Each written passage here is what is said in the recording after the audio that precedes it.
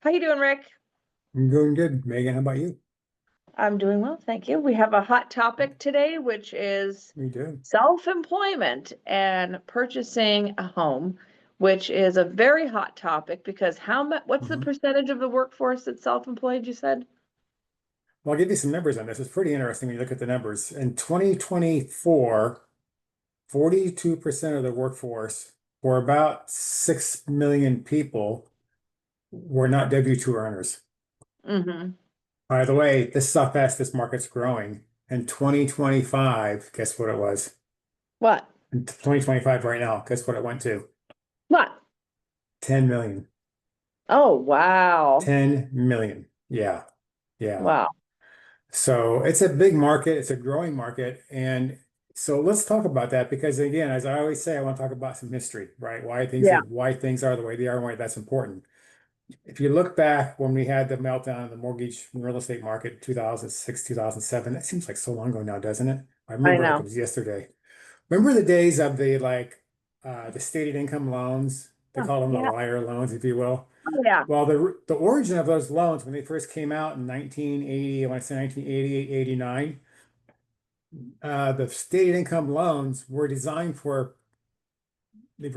self-employed buyers only. You had to be Mhm. self-employed to get a stated income loan, and the thinking behind it was if you had a high credit score and a big down payment, it's logical to believe that they have the income to make the payment, even though they don't Mhm. show it on tax returns. So for that reason, they made that for self-employed buyers, and somehow it kind of moved over. It got very gray. Now all these people are they're nearly minimum wage workers, and now they're making thousands of dollars a month, and so it kind of blurred that line, and so that's where the market got in trouble.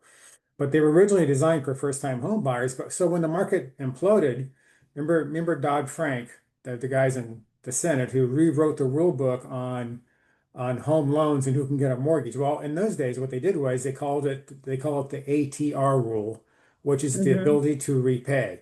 And so under Mhm. Dodd-Frank, by the way, that market with the self-employed, I'm sorry, the all of the stated income loans, that imploded. Mhm. That was no longer available. You couldn't do one of those loans for any reason. Mhm. So because of the ATR rule, ATR ability to repay means that you've got to show the ability to repay the mortgage. And so then we went back. So all those self-employed buyers during that period of time got pretty much blocked out of the market.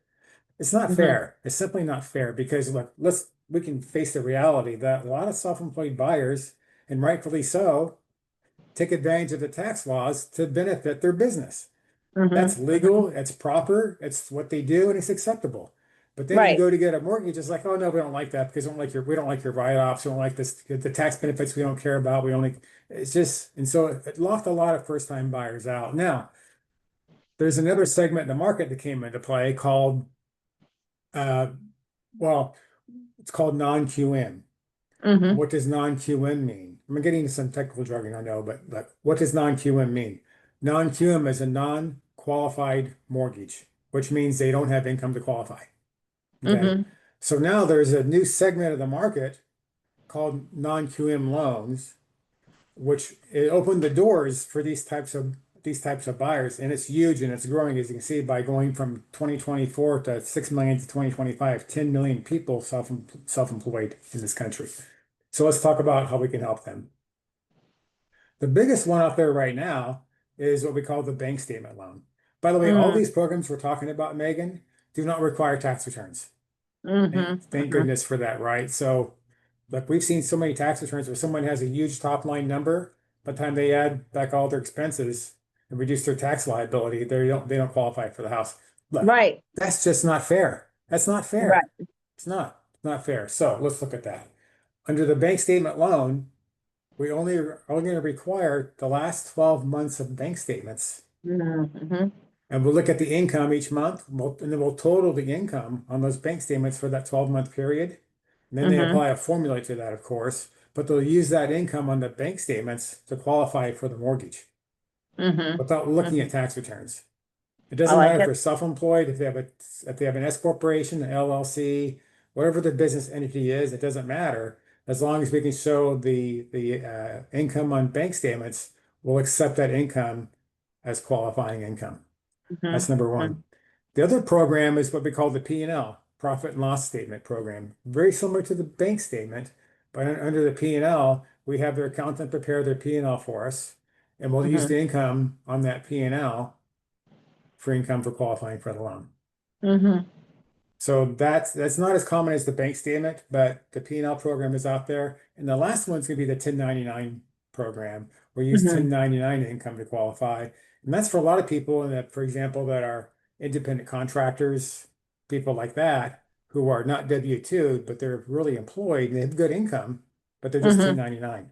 So you can Mhm. use that income now as well. So that's all really, really good. So that's opening the door. Says if we have found by and large that most buyers that are self-employed, they really do have the income.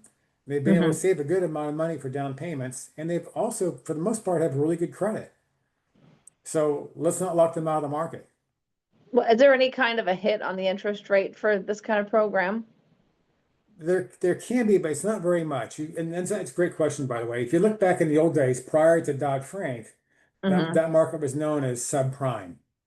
And the Right. subprime market, my gosh, I mean, the rates were just over the top high, expensive, high cost loans, and that was not healthy for the market. Under the non-QM programs, the rates are a little bit higher, but not by much. They're Mhm. very close to what you'd be on a straight W-2 income earner type of loan. So they're very good loans. Yeah. And the last segment of that, Megan, though, is on for people who are buying investment properties. Mm. Same situation there, right? They can't show the income, but guess what? I had this so many times over the years. They're buying 4 units, but they can't qualify because once you factor in the expenses and their income, blah, blah, blah, they don't qualify for the house. They go, yeah, but Mhm. look, the house, the payments, the cash flow pays for the payment. Why does that matter? Right. I got Right. what? Well, okay, well, let's enter now DSCR. Under the DSCR program, we're not going to ask for tax returns. We're not going to ask for Mhm. W-2s. You can Mhm. be a W-2 employed borrower and do a DSCR. So it's not required to be self-employed to do a DSCR, but we're not going to Mhm. ask for W-2s or tax What does returns the under that program. DSCR stand for again? Oh, I forget. I knew you asked me that. Sorry. I always forget that one. Yeah, I have to look it up Sorry. again. Yeah. I forget, but it's DSCR. You forget what the acronym is, but My you uh know what my in the hell my you're uh my talking about. my advanced age brain sometimes gets the best of Yeah. me. Advanced stage. That's what they call me now. They don't call me Yeah. senior citizen, they call me advanced age.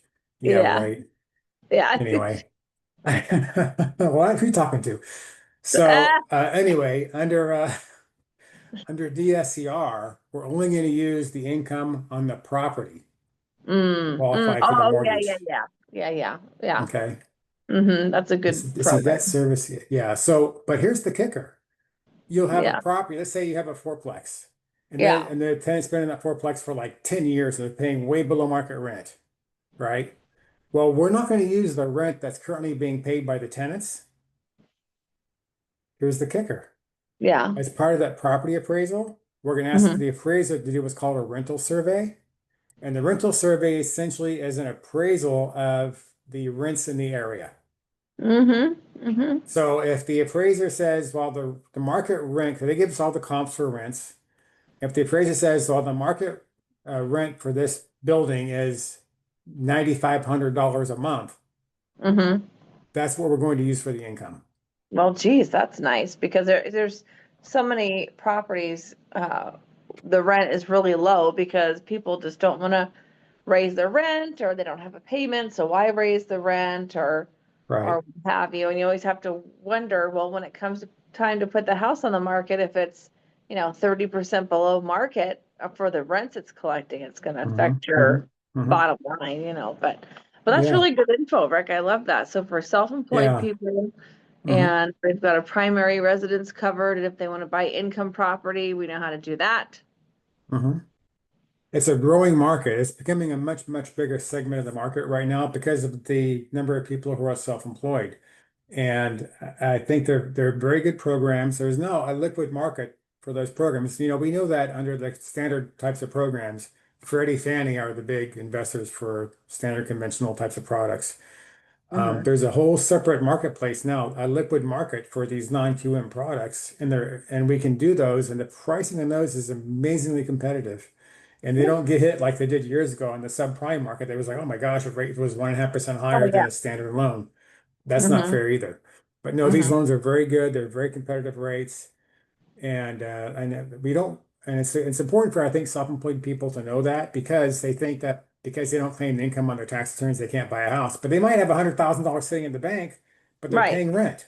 It's like, no, Right. no, no. Let's show you how to buy a house. And by the way, now that you can buy a house, guess what else? Guess what else you're getting? Hmm. You're getting more tax breaks. I said a new car. No, just kidding. Yeah, exactly. Kidding. Yeah, more What, tax. I mean, I can't buy the Range Rover yet? No, no, no. I know. Buy the house, then go buy a Range Rover if Oh you my want. gosh.